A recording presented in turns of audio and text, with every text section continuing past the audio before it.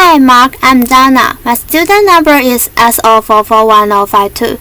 Today I'm going to read a speech delivered by John Hardy, and the title is My Green School Dream. I'm a freshman in NCUE.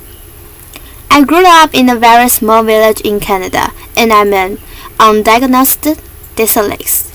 I had a really hard time in school. In fact, my mother told me eventually that I was the little kid in the village who cried all the way to school. I ran away. I left when I was 25 years old to go to Bali, and there I met my incredible wife, Cynthia, and together over 20 years. We built an amazing jewelry business. It was a fairy tale, and then we retired. Then she took me to see a film that I really didn't want to see. It's ruined my life. Laughter. The Inconvenient Truth, and Mr. Gore. I have 4 kids, and even if part of what he says is true, they are not going to have the life that I had. And I decided at the moment that I would spend the rest of my life doing whatever I could to improve their possibilities. So here's the world, and here we are in Bali. It's a tiny little island, 16 miles by 19 miles. It has an intact Hindu culture. Cynthia and I were there.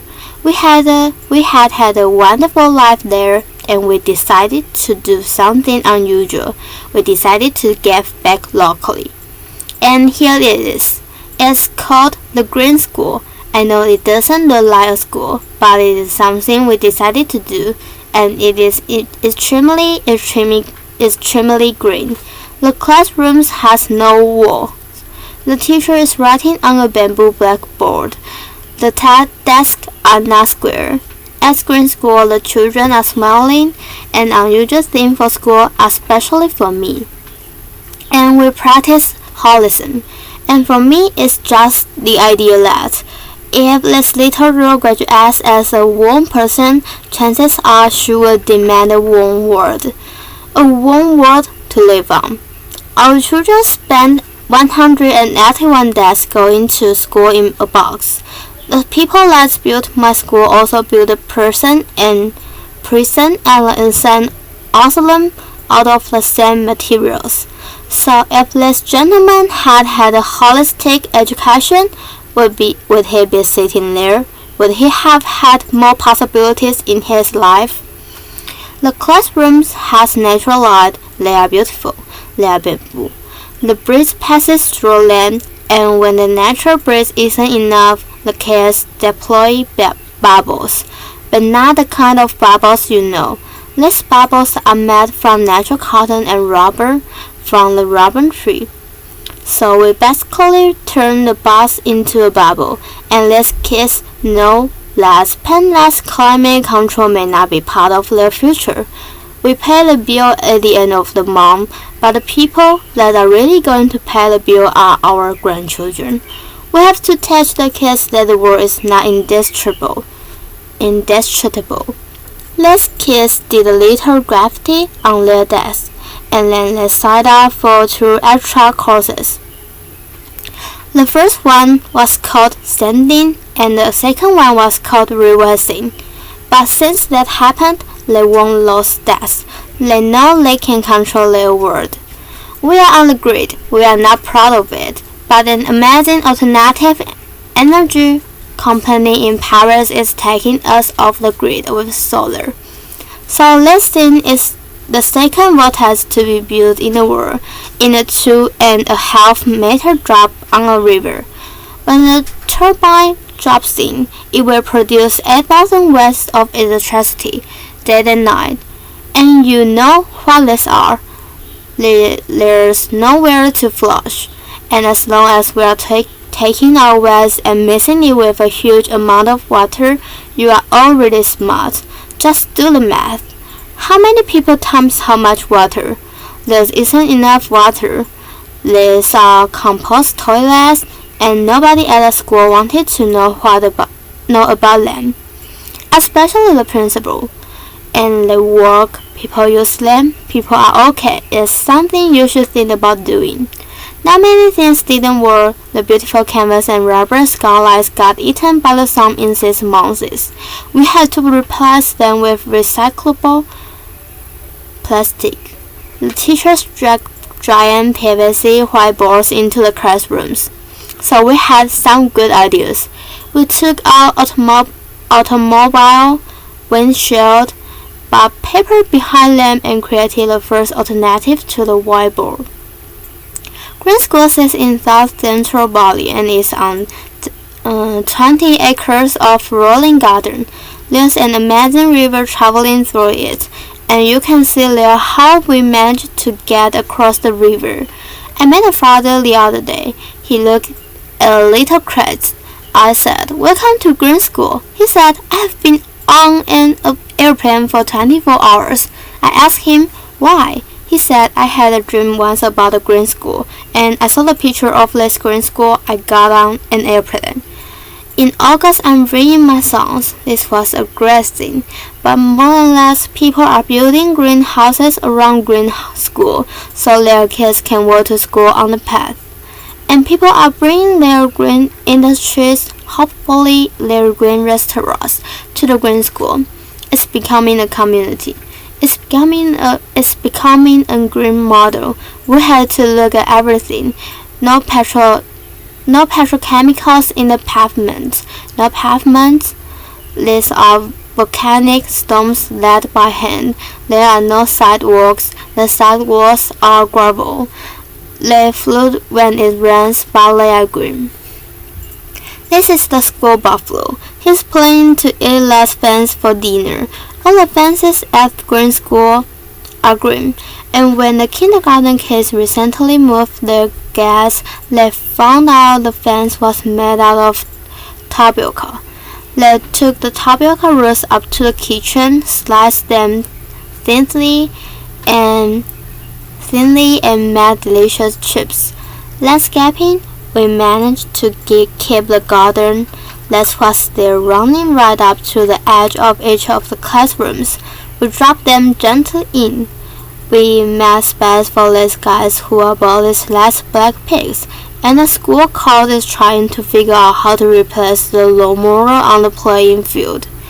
These young ladies are living in the rice culture, but they know something that few people know in the rice culture. They know how to plant organic rice, they know how to cook after it, they know how to harvest, and they know how to cook it. They are part of the rice cycle, and this skill will be valuable for them in their future. This young man is picking organic vegetables. We feed 400 people lunch every day, and it's not a normal lunch. There's no gas. Local Balinese women cook the food on sawdust burners using secrets that only their grandmothers know. The food is incredible. Green School is a place of pioneers, local and global, and it's a kind of microcosm of the globalized world.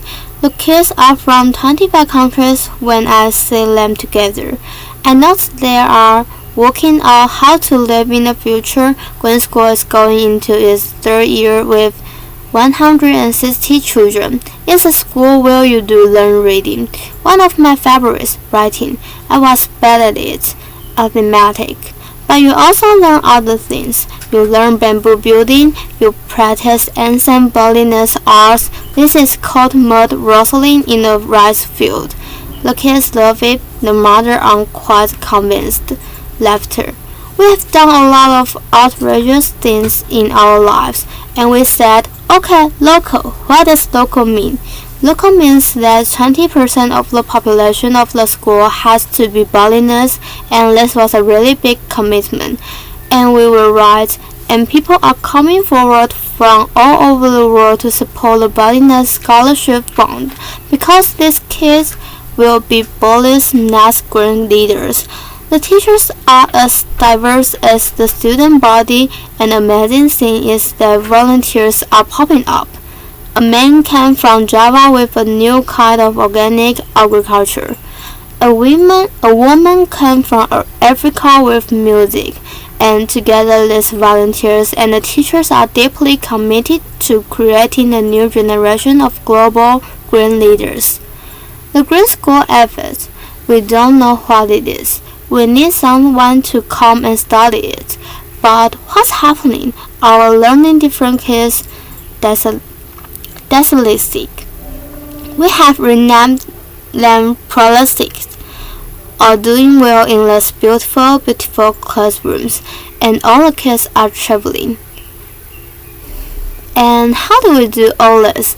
On giant grass is bamboo. It comes out of the ground like a tree. It grows as high as a coconut tree into mountains, and 3 years later it can be harvested to build buildings like this. It is as strong and dense as teak, and it will hold up any roof. When the architects came, they brought us these things, and you have probably seen things like this. The yellow box was called the administration complex. Laughter. We squashed it, we rethought it, but mainly we renamed it the heart of school, and that changed everything forever. It's a double helix. It has administrators in it and many other things. And the problem of building it, when the botanist workers saw long reams of plants, they looked at them and said, "What is this?" So we built big models we had them engineered by the engineers. And the botanist competitor like this measured them with their bamboo rules, selected the bamboo, and built the buildings using age-old techniques, mostly by hand. It was chaos. And the botanist competitors want to be as modern as we do, so they use metal scaffolding to build a bamboo building, and when the scaffolding came down, we realized that we had a cathedral to green, and a cathedral to green education. The heart of school has 7 kilometers of bamboo in it. From the time the foundation were finished, in 3 months it had roofs and floors. It may not be the biggest bamboo building in the world, but many people believe that it's the most beautiful. Is this desirable in your community? We believe it is. Green School is a model we built for the world. It is a model we built for Bali, and you just have to follow these simple rules. Be local. Let the environment lead and think about how your grandchildren might build. So, Mr. Gore, thank you. You ruined my life, but you gave me an incredible future. And if you are interested in being involved in finishing Green School and building the next 50 around the world, please come and see us. Thank you. Applause.